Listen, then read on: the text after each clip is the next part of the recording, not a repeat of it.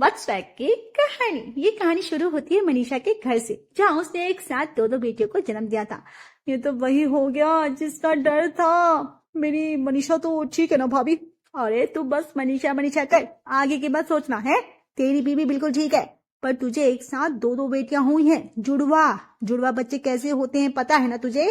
रोएंगे तो दोनों साथ में, हंसेंगे तो दोनों साथ में। एक को मारोगे तो दूसरे को दर्द होगा। बड़ी होकर दोनों अपने अपने ससुराल चले जाएंगी। एक की सास उसे सुनाएगी तो दूसरी बेटी अपने ससुराल में उदास हो जाएगी।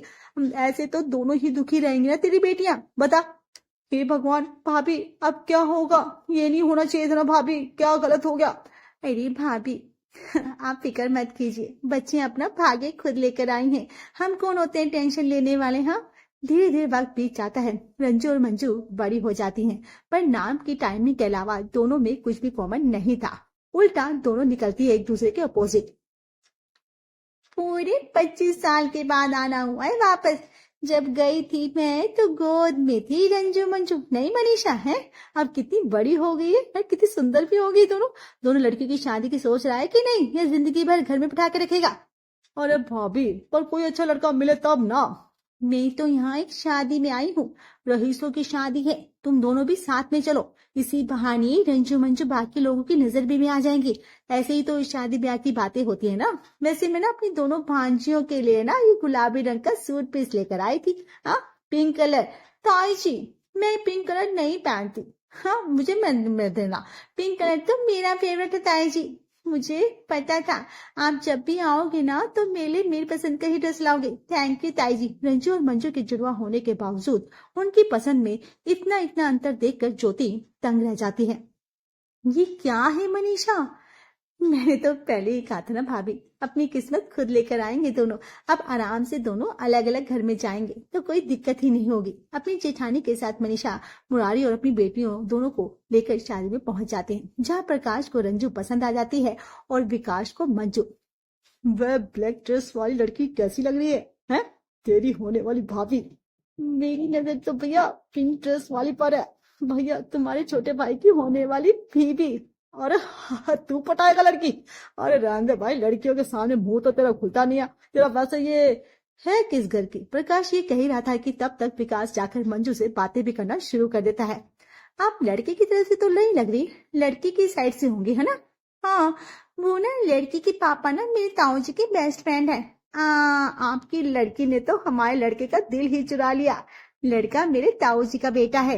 यहाँ विकास और मंजू नंबर्स एक्सचेंज भी कर रहे थे, तो वहाँ प्रकाश और रंजू में भी बातें होने लग जाती है। नहीं नहीं, मैं मेरी ताई दुबई में रहती है ना, 25 साल बाद लौटी है, उन्हीं की गेस्ट है हम। मतलब आप 25 के राउंड की हुई है? देखिए, बुरा मत मानिएगा, पर आपसे एक बात पूछना चाहता हूँ, पूछ सकता हूँ क्या? हाँ जी बिल्कुल पूछिए। मेरे घर वाले ना मेरे लिए लड़की देख रहे हैं। आपकी भी तो एज हो गई ना, अगर आप बता पाते कि आपके पेरेंट्स कहाँ हैं तो मैं अपने पेरेंट्स से उन्हें मिला देता। यहाँ प्रकाश अपने पेरेंट्स को लेकर रंजू मंजू के पेरेंट्स के पास जाता है, तो वहाँ विकास भी अपने पेरेंट्स को ढूंढता हुआ वहाँ पहुंच जाता है। देखिए बहन जी, कैसा इत्तेफाक है। प्रकाश के लिए भी लड़की ढूंढ रही थी और विकास के लिए भी मिल गई। दोनों को एक ही घर की लड़कियां पसंद आ गई, वरना मेरे प्रकाश को कोई लड़की जज ही नहीं रही थी। सिर्फ एक घर की नहीं बहन जी, जुड़वा बहन पर दोनों में कोई सिमिलरिटी नहीं है। ये सब तो ऊपर वाला कहता है। ऐसे ही तो इत्तेफाक से जो संजोग बन जाते हैं ना, और अच्छे रिश्ते मिल जाते हैं ना, सालों साल ढूंढने पर भी नहीं मिलते। एक ही घर में दोनों जाएंगी मेरी बेटियां, पता ही नहीं था। इनके बारे में पता करना पड़ेगा। उधर मुरारी प्रकाश और विकास के बारे में पता लगाता है और पता चलता है कि दोनों ही अच्छे लड़के हैं, परिवार भी अच्छा है। बस फिर क्या था, दोनों जुड़वा बहनों की शादी एक ही घर में हो जाती है। शादी की दूसरी ही सुबह रंजू 4 बजे उठकर ठंडे पानी से नहाकर तैयार हो जाती है। ये रजाई छोड़ो प्रकाश, इतनी गंदी हो रखी है, लाओ इसे मैं धो देती हूँ। अरे कौन है मेरी रजाई खींच रहा? अरे गोली मार दूंगा। हाय रे रंजू, तुम कितनी शैतान हो गई, तुम रजाई क्यों खींच रही हो? बदमाश है। मुझे तो लगा कि आज मैडम की नींद भी नहीं खुलेगी। ये कहकर प्रकाश जैसे ही रंजू की गाल खींचने लग जाता है, गुस्से में रंजू कहती है, हाथ पीछे रखो अपने, नहा कर आ चुकी हूँ मैं, और तुम कितने गंदे हो, हैं कितने गंदे हाथ है तुम्हारे। और ये तुम्हारा कमरा कभी साफ भी नहीं होता क्या है? मैं रजाई धोने जा रही हूँ, तब तक तुम जाओ और जाकर नहा कर आओ। सुबह के 6 बजे कौन नहाता है यार? है, मम्मी खुद 8 बजे उठती है और मैं 6 बजे नहा कर आ जाऊं? सब पागल समझेंगे मुझे। ये तो शादी के पहले सोचना चाहिए था ना। शादी के पहले माँ, शादी के बाद बीबी। अब उठो और नहा कर आओ, वरना मेरा पारा चढ़ जाएगा तो अच्छा नहीं होगा। क्या? ठीक है बाबा, गीजर तो ऑन कर दो। इलेक्ट्रिसिटी से गर्म हुआ पानी शरीर के लिए कितना खराब होता है पता है तुम्हें? गर्म पानी स्किन को खराब करता है। हैं? हे भगवान, नहाओगे तो ठंडे पानी से नहाओगे। ठीक है, जाओ ठंडे पानी से नहा कर आओ। मैं भी तो 4 बजे उठी थी और 4 बजे नहा कर आई ठंडे पानी से। है, देखो मुझे तो कुछ नहीं हुआ, मैं तो जम तो नहीं गई थी। अभी भी 6 बज रहे हैं, सूरज भी निकल आया है। शादी में काली ड्रेस में देखी थी खूबसूरत लड़की, शादी के बाद इस तरह चुड़ैल बनकर सर पर सवार हो जाएगी, ये प्रकाश ने कभी नहीं सोचा था। उसका तो हलक सूझ जाता है जैसे ही ठंडे पानी से आधा धोए नहाकर प्रकाश अपने कमरे से बाहर आता है। कितना प्यारी लग रही है मेरी बड़ी। हाय बहू, पहले ही दिन तुमने इस प्रकाश को सुधार दिया। मान गई मैं तुझे बेटा, वरना 11 के पहले ये अजगर घर कमरे के बाहर कदम रखता ही नहीं था और 8 बजे तैयार होकर बाहर आ चुका। मम्मी, पापा के जीन्स आए ना मम्मी मुझ में, तो बीबी की तो जी हजूरी तो करनी पड़ेगी ना। ये मुझे समझ में नहीं आ रहा कि बहू सुबह से रसोई में क्या कर रही है। इतने बर्तनों की आवाज हुई कि मुझे भी उठना पड़ा। बहू रसोई की सफाई कर रही है जी। है, थोड़ा सा टाइम लगेगा बस सफाई। जब भी माथे पे कपड़ा बांधते हुए हाथ में झाड़ू ले रंजू रसोई से बाहर आती है। इस घर की नौकर काम नहीं करते क्या मम्मी?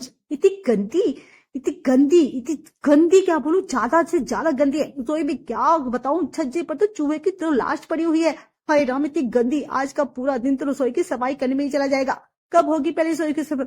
अरे बहू, तू अभी अभी आई है क्या, इन कामों में पड़ गई है? तू ये सोच कि हनीमून पर कहाँ जाएगी। तो ऑस्ट्रेलिया, यूरोप, उसके साथ हनीमून पर स्विट्जरलैंड गया और वहां पर भी उसने मुझे अगर ठंडे पानी से नहाने को कह दिया तो नहीं बाबा, आग लगेगी मुझे ऐसे हनीमून को। इतने ठंडे में कौन हनीमून जाता है भाई? मम्मी और मैं और विकास साथ में हनीमून चले गए तो घर सुना सुना नहीं हो जाएगा? है, अभी विकास हनीमून पर चला जाएगा और हम ना मम्मी गर्मी में चले जाएंगे। क्यों रंजू? क्योंकि अभी 4-6 महीने तो तुम्हें घर की सफाई में ही लग जाएंगे ना।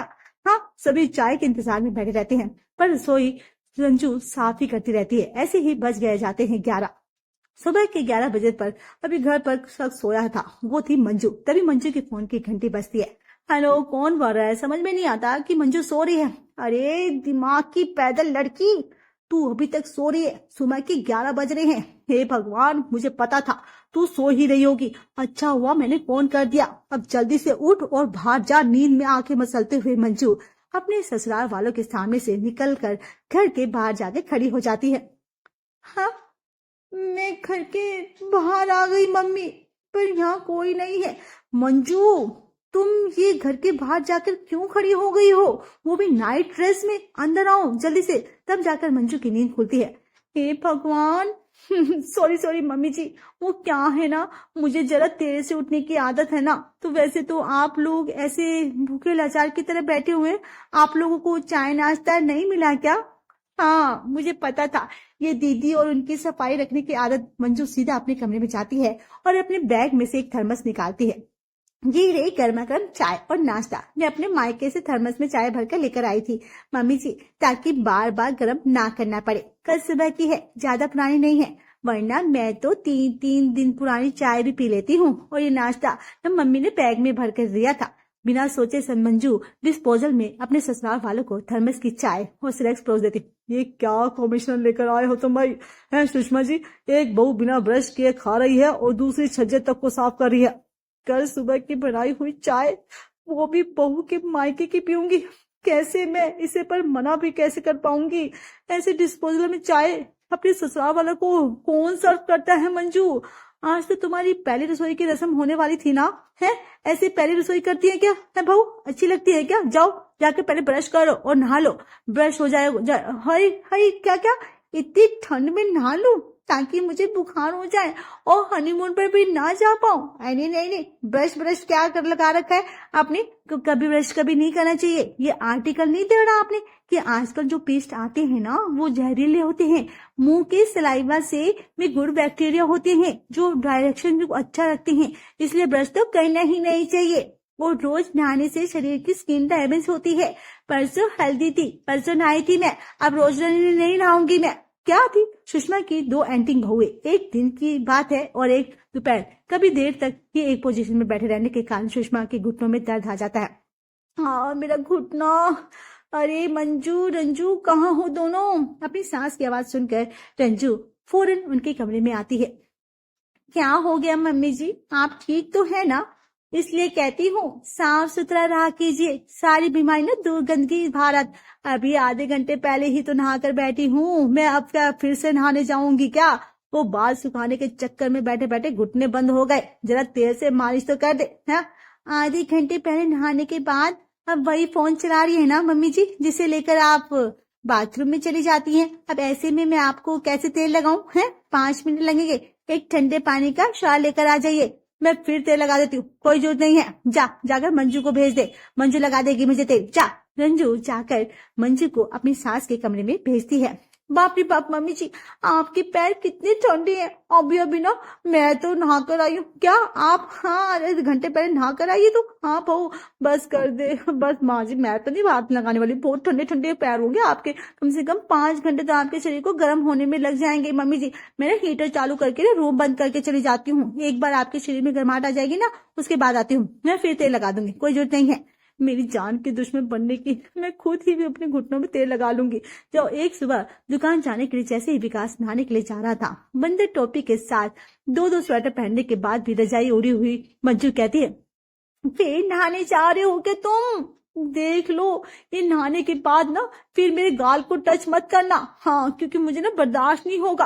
हाँ बार बार नहा लेते हो इतनी ठंड होते हुए भी। अरे बार बार दिन में एक बार तो नहाना ही चाहिए ना, है इंसान। इसमें बार बार क्या हो गया है? कमरे में हीटर चालू है ना, मैं नहा कर आऊंगा और तो शरीर तो गर्म ही रहेगा ना मेरा, और गाल छू दूंगा तो बर्फ से जम जाओगी क्या तुम? हाँ नहीं तो क्या, बिस्तर के बीच में ये पिलो लगा रही हूँ मैं, अब तुम उधर सोओगे और मैं इधर, समझ में आई बात? यहाँ विकास की बीवी उसे एक बार नहाने पर 10 बातें सुना रही थी। तो वहाँ रात के 11 बजे रसोई का सारा काम निपटाने के बाद रंजू अपने कमरे में आती है और अपने ठंड में ठंडे पानी का शावर लेने चली जाती है। अरे मर जाओगी तुम रंजू, समझ में आ रहा है कि तुम्हें? ये भगवान 5 डिग्री टेम्परेचर है बाहर, 5 डिग्री, इतनी ठंड में कम से कम गीजर तो ऑन कर लो। अरे मुझे मत बताओ मुझे क्या करना है क्या नहीं, मैं शैम्पू का ही नहीं हूँ, ठीक है? डिस्टर्ब मत करो मुझे। और हाँ बिस्तर के बीच में ना पिलो लगा दो, इतने गंदे आदमी के साथ मुझे नहीं सोना, और तुम्हें अगर मेरे साथ सोना है तो तुम्हें रात को नहाना पड़ेगा। अगली सुबह रोज की तरह सुषमा का परिवार नाश्ते के इंतजार में बैठा था। अभी मेरी काम वाली रहती तो वही रोटियां बनाकर खिला देती हमें, पर बहू ने काम वाली को भी निकाल दिया। मैं ही जा रही रसोई में। हाँ सुषमा जी जाइए, इसी बहाने नाश्ता तो मिलेगा हमें। गुस्से में सुषमा खुद ही नाश्ता तैयार करने रसोई में चली जाती है। अरे मम्मी जी ये क्या किया आपने? गीले फर्श पर पैर रख दिया। अभी तो मैंने पोछा लगाया था, मैंने फर्श का पानी सूखने तो देती आप। नाश्ता बना रही थी ना मैं, पता नहीं कितनी भूख लगी रहती है आप लोगों को। हाय बस बहू बहुत हो गया तुम्हारा ड्रामा, खत्म करना ही पड़ेगा मुझे। गुस्से में सुषमा सीधा अपने समधन को फोन लगाती है। बहुत बड़ा धोखा किया आपने संदन जी हमारे साथ, इन लड़कियों को आप जुड़वा बहने कहती हैं। अरे भाई एक दिन है तो एक रात, एक दोपहर है तो एक शाम, एक रात के 2 बजे नहाती है तो दूसरी 2-2 3-3 दिन तक नहीं नहाती। अब चाहती क्या है? एक की सफाई खत्म नहीं होती कि खाना बने, और एक 4-5 दिन पुराना खाना हमारे सामने लाकर रख देती है। जीना हराम हो गया है हमारा इन दोनों लड़कियों के साथ। और सिर्फ मेरा क्या, मेरे बेटों का भी क्या, हनीमून जाएंगे दोनों बिस्तर के बीच में पार्टीशन लगा के रखते हैं। अरे भगवान। अरे बहन जी संदन जी, उस दिन शादी पे खुद आपके बेटे मेरी बेटियों के पीछे आए थे, मेरी बेटियां तो नहीं गई थी ना उनके पीछे। अब जो हुआ छोड़ दीजिए, प्यास की वो है भूखी है बस, बदबू ही आएगी थोड़ी हमारे यहाँ तो। नियम है ना, एक बार बेटी की शादी हो गई फिर तो पराई हो गई, तो अब सब कुछ है जो आपकी ही है। अपनी संदन की बात करने के बाद 2 दिन तक सुषमा किसी से कुछ नहीं कहती और चुपचाप एक ही जगह बैठी रहती है। अचानक उसे चक्कर आ जाता है। पूरा घर भागकर सुषमा को डॉक्टर के पास ले जाते हैं, जहाँ डॉक्टर को बीमारी का कोई पता ही नहीं चलता। लड़ो लड़ो, लड़ती रहो तुम दोनों आपस में। अगर तुम दोनों के कारण मेरी मम्मी को कुछ हुआ ना तो मैं भी किसी को नहीं छोड़ूंगा। सच में तुम दोनों के ड्रामे के कारण ना घर में ना सही से खाना होता है ना मम्मी की सेवा। अगर मम्मी ठीक नहीं हुई ना तो हमारा अलग होना पक्का है। ये सुनते ही देवरानी जेठानी एक होकर मंदिर में अपनी सास के ठीक होने की मन्नतें मांगने लगती है। एक मंदिर के बाहर उन्हें मिलते हैं साधु महाराज। मेरी सास की तबीयत बहुत खराब है बाबा जी, आप उन्हें ठीक कर दीजिए ना। हाँ बाबा, हाँ, तुम्हारी सास ठीक हो जाएगी, पर उसके लिए तुम दोनों को ना खुद को बदलना होगा। कोई ऐसी आदत जो तुम दोनों में बहुत ज्यादा है, सेम हो, उसे कम करना होगा। ऐसी आदत मुझ में है बाबा। आपको तो सब पता है ना, आप तो अंतर्यामी है। मैं समझ गई मुझे क्या करना है।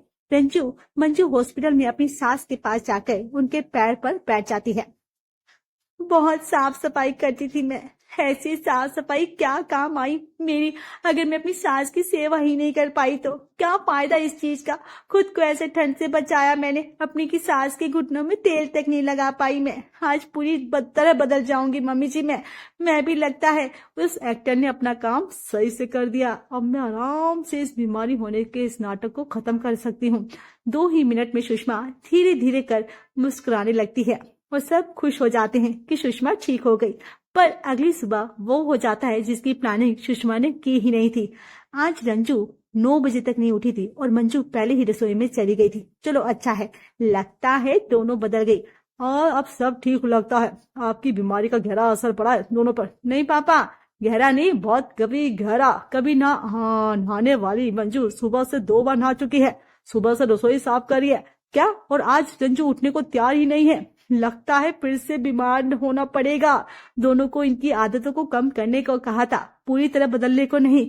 बेचारी सुषमा के इतने बड़े ड्रामा करने का कोई फायदा नहीं होता और जेठानी देवरानी बन जाती है और देवरानी जेठानी बन जाती है। अगर हमारी वीडियो आपको पसंद आए तो हमारे चैनल वत्स वेब को सब्सक्राइब करें, लाइक, शेयर और कमेंट्स करना ना भूलें। Thanks for watching.